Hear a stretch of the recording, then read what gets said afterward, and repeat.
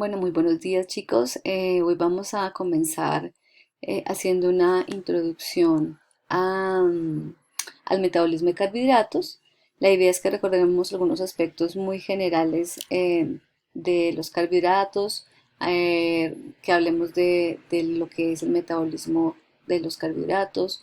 A medida que vayamos avanzando en esta temática, pues revisaremos aspectos de la glicólisis, de la oxidación del piruvato, de la síntesis de glucosa, el rompimiento o degradación del glucógeno o también, o más bien, y también la síntesis de glucógeno. Digamos que estos van a ser los temas más importantes del metabolismo de carbohidratos. De manera muy general vamos a revisar el ciclo de las pentosas y terminaremos como con esta sección o con esta temática. Bueno, entonces, para comenzar, pues es importante recordar que los carbohidratos son moléculas orgánicas, ¿verdad?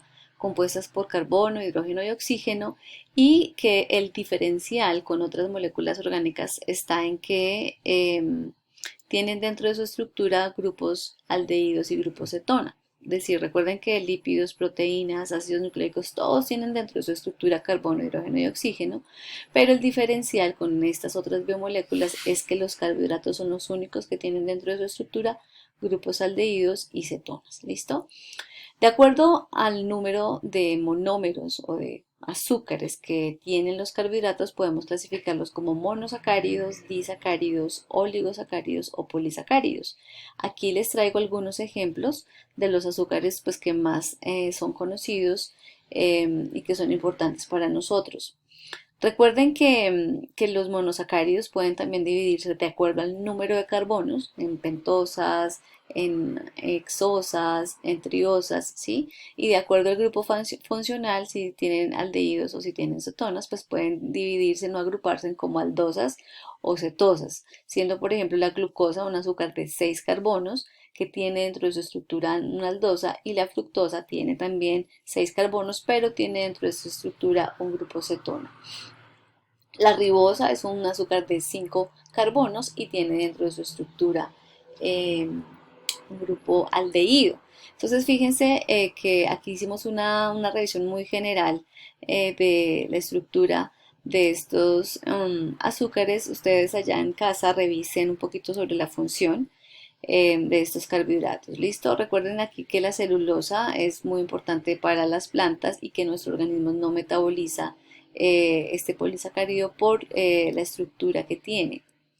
Bueno, en términos generales, podríamos decir que a través de la dieta ingresan a nuestro organismo glucosas que se desdoblan o se obtienen por la digestión del almidón, fructosas que se obtienen pues también por la hidrólisis de la sacarosa. Recuerden que la sacarosa tiene dentro de su estructura fructosa y glucosa, y también puede ingresar a nuestro organismo la galactosa, ¿cierto?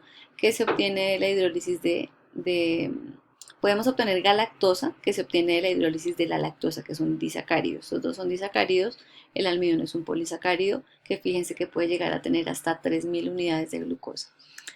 Hay una cosa bien interesante, y es que una vez ingresan estos azúcares eh, a nuestro cuerpo, pues allá por el proceso de digestión e hidrólisis, como les digo, al final todos son absorbidos en el intestino delgado, ¿verdad? Por los enterocitos del intestino delgado en sus formas más sencillas. Recuerden esto, recuerden que la única manera para que los azúcares o los carbohidratos ingresen al torrente sanguíneo es porque enzimas digestivas han hidrolizado estas estructuras a las formas más sencillas. ¿Cuáles son las formas más sencillas? Pues glucosa, fructosa y galactosa. Una vez estos monosacáridos están en el torrente sanguíneo, ¿cierto? Estos viajan hasta el hígado, ¿m? Y allí estos monosacáridos son transformados a glucosa o son transformados a intermediarios de la ruta glucolítica.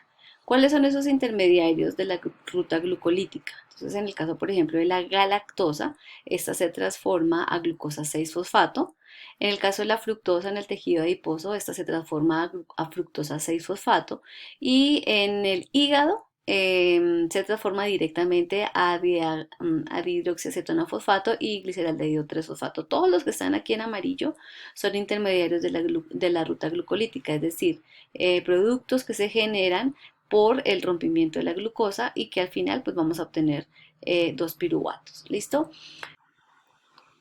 Recuerden que todo esto que les estoy mencionando ocurre al interior de las células, es decir, que la lactosa, que la fructosa, perdónenme, la galactosa, ¿cierto? Y la glucosa deben ser transportados o transportadas al interior de la célula.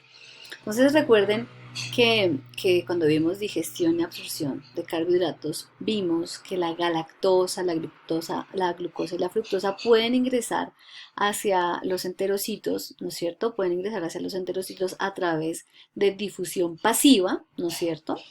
Que está señalada acá con las flechitas o las líneas discontinuas. O pueden también ingresar a estos enterocitos por difusión facilitada, es decir, con la ayuda de proteínas transportadoras. ¿Sí? La proteína que transporta glucosa también me deja entrar galactosa y hay otra proteína que es exclusiva para fructosa. Entonces, recuerden que esos transportadores son fundamentales pues, para la entrada de, de estos monosacáridos que pueden entrar también por difusión pasiva, pero tomarían mucho tiempo ingresar. Recuerden eso, los transportadores lo que hacen es acelerar la entrada de estos monosacáridos al interior de la célula.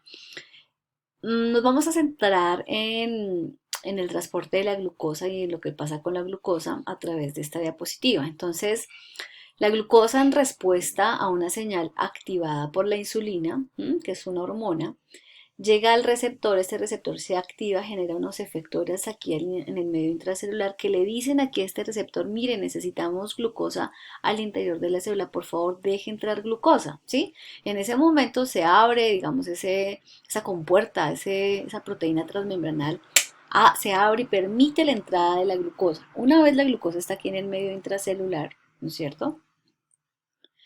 Pueden pasar muchas cosas. Pues primero que pueda ser usada para almacenar energía en forma de glucógeno, eso ocurre en las células del músculo, en las células del hígado, ¿sí? O puede ser que entre a la ruta glucolítica para a partir de una molécula de glucosa obtener 2 moléculas de piruvato. Una vez se obtengan estas moléculas de piruvato y dependiendo del requerimiento de energía que tenga esta célula, pues se va a oxidar acetil-CoA. Este acetil-CoA luego se va también a oxidar por ciclo de Krebs y finalmente pues vamos a generar el ATP por fosforilación oxidativa, ¿sí? Ahora bien, si la cantidad de ATP que se está generando, ¿cierto? Ya suple las necesidades energéticas que tiene la célula, si ya se almacenó suficiente glicógeno, ¿cierto? Se fabricó suficiente glicógeno, pues estos productos de la glicólisis, ¿no es cierto? Pueden ser usados para la síntesis de otras biomoléculas, por ejemplo, ácidos grasos. Y eso pues se ve reflejado en nuestros gorditos, ¿verdad? Cuando nosotros comemos muchos carbohidratos, ¿cierto?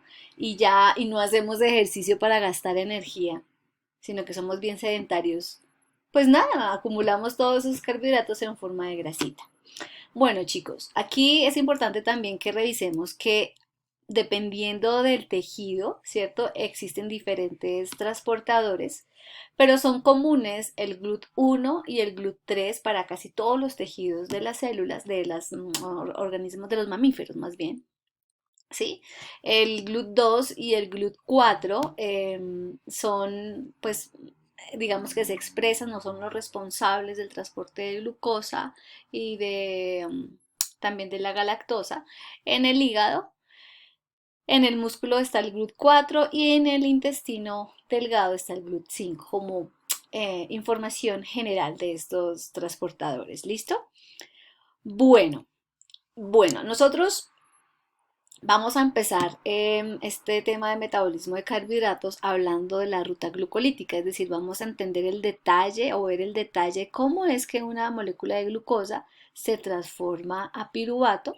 Luego vamos a ver la ruta de oxidación del piruvato, es decir, cuáles reacciones se necesitan para transformar este piruvato a este acetil-CoA.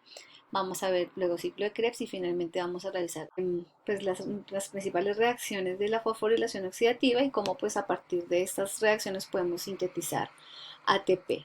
Bueno, hasta aquí entonces ya presentamos de manera muy general una parte introductoria del metabolismo de carbohidratos, espero me hayan entendido y pues nos vemos en la próxima sesión. Muchas gracias por su atención, chicos.